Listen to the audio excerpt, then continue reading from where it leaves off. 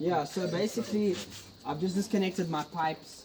The water goes out of the bath, sink, showers, and it goes to a wetland. It's separated from sewage. So the first thing you want to do is just separate your grey water from sewage, because it's so much easier to deal with grey water than sewage. Although I am dealing with my sewage.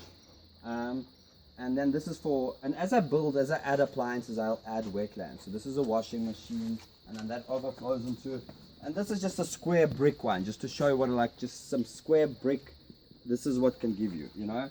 Here's sandbags, which we used a lot, with a bit of liner, just a shallow guy. There's a fig tree coming up here. So figs love grey water. And this is a cheap 1,000-liter container. Alon, ты можешь вот на стенку, да, вот здесь. So this is so there's one rule: no walking on everywhere stepping stones. Okay. So we just use stepping stones so we don't compress the garden.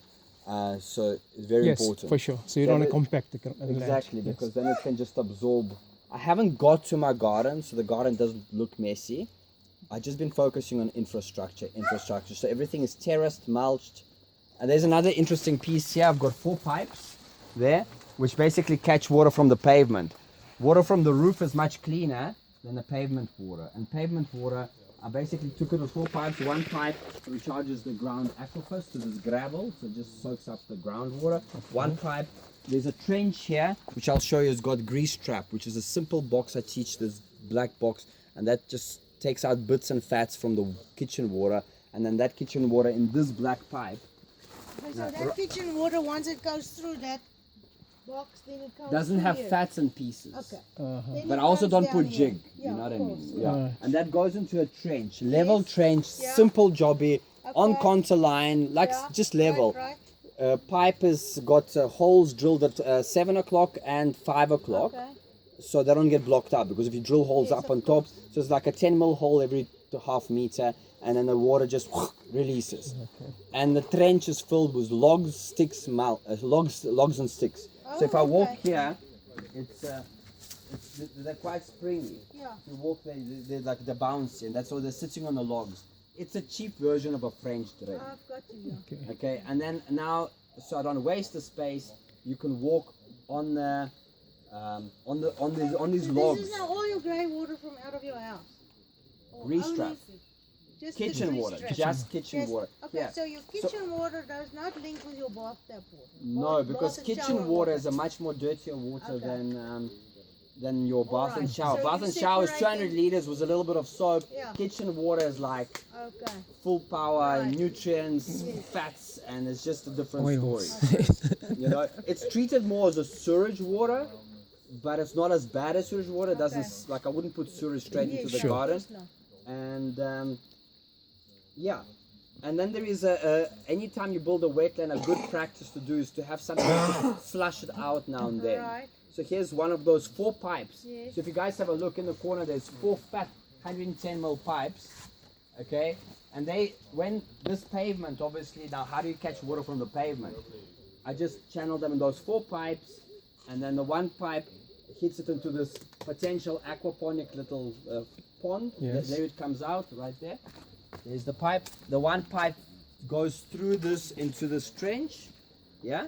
The one pipe actually recharges the aquifers, and the one pipe falls into the wetland, which overflows into all these wetlands. And my wetlands get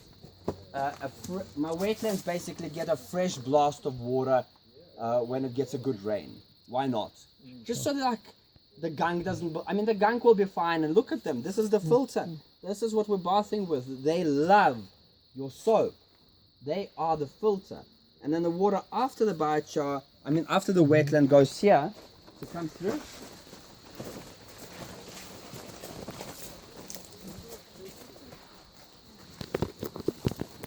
And the sewage is also disconnected.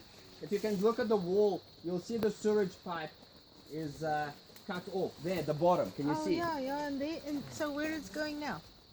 The sewage pipe goes through this pipe to a biogas digester. Oh. Who's got a lighter? We're gonna make some fire. Yeah. Oh. Yeah, you go. My poo makes fire.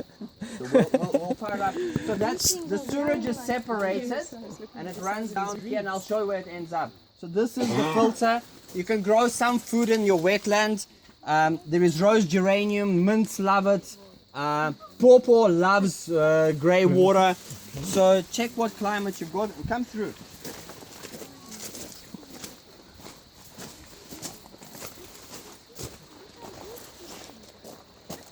Yeah. Oh.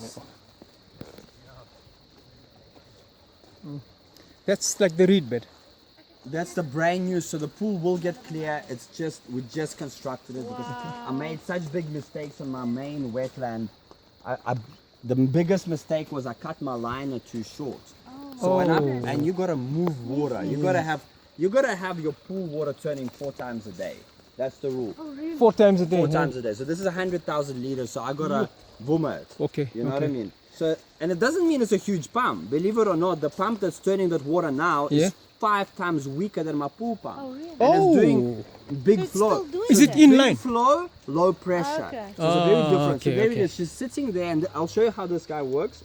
But just to finish off grey water, there's the sump. So there's a stone. On your step on stones, and there's how deep the pump is. So Okay. you can see it. Oh, yeah. Okay. So when that wetland basically is full, so I release my bath, it goes through the wetland and then